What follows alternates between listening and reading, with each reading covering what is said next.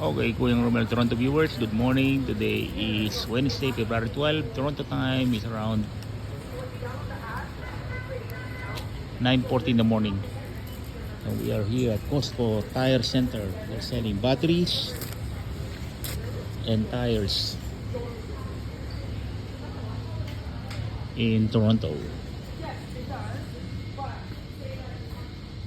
Car batteries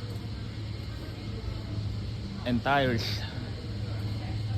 Michelin, Bridgestone, BF Goodrich, Firestone, Pirelli,